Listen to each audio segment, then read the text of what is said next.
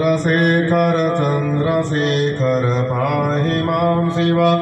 चंद्रशेखर चंद्रशेखर चंद्रशेखर रक्ष मां रत्नसानुसरासनं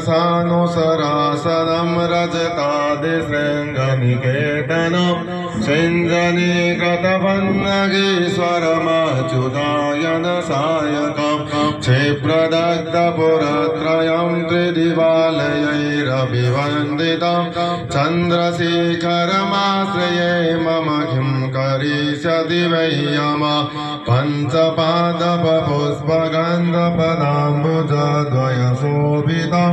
बाललोचनदातपावकदग्धमदमथ विग्रहं भस्मदिग्धकलेवरं भवनाशनं भवमव्ययं चन्द्रशेखरमाश्रये मम किं करिष्यति वै यमः मत्तवारणमुख्यचर्मकृतोत्तरीयमनोहरं पङ्कजासनपद्मलोचनपूजिताङ्घ्रिसरोरुहं देवसेन्दुतरङ्गशिखरसिक्तशुभ्रजटाधरं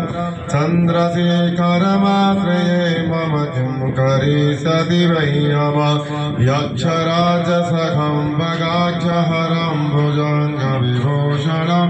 शैलराजसुतापरिष्कृतचारुवामकलेवरं स्वेदनीलगलं परस्वदधारिणं मृगधारिणं चन्द्रशेखरमाश्रये मम किं करिष्यति वै यमः कुण्डलीकृतकुण्डलीश्वरकुण्डनमवरसवाहनं नारदादिमुनीश्वरस्तुतिवैभवं भुवनेश्वरम् अन्धकान्धकमाश्रितामरपादपं समनान्तकं चन्द्रशेखरमाश्रये मम किं करिष्यति वै यमः भेषजम्भवरोगिणामखिलापदामपहारिणं दक्षयज्ञविनाशनं त्रिगुणात्मकं त्रिविलोचनं भुक्तिमुक्तिफलप्रदं सकलाकसङ्गनिबर्हणं चन्द्रशेखरमाश्रये मम किं करिष्यति वै यमः भक्तवत्सलमर्चितं निधिमक्षयं हरिदम्बरं सर्वभूतपतिं परात्परमप्रमेयमनुत्तमं सोमवारिदभूतासन सोमपानिरसाकृतिं चन्द्रशेखरमाश्रये मम किं करिष्यति वै यमः भक्तवत्सलमर्चितं निधिमक्षयं हरिदम्बरं सर्वभूतपतिं परात्परमप्रमेयमनुत्तमं सोमवारिदभूतासन सोमपानिरसाकृतिं चन्द्रशेखरमाश्रये मम किं करिष्यति वै यमः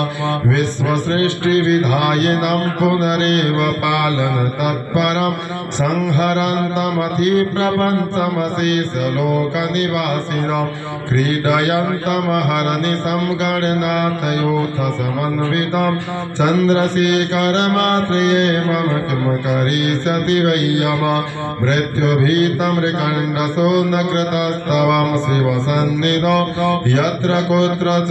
पठेन हि तस्य मृत्युभयं भवेत् पूर्णमायुररोगितामखिलार्थसम्पदमादरं चन्द्रशेखर एव तस्य ददाति मुक्तिमयज्ञतः चन्द्रशेखर चन्द्रशेखर चन्द्रशेखर पाहि मां शिव चन्द्रशेखर चन्द्रशेखर चन्द्रशेखर रक्ष मां शिव पाहि मां रक्ष मां शिव पाहि मां चन्द्रशेखराष्टोत्रं सां सदा शिवर्पणमस्तु।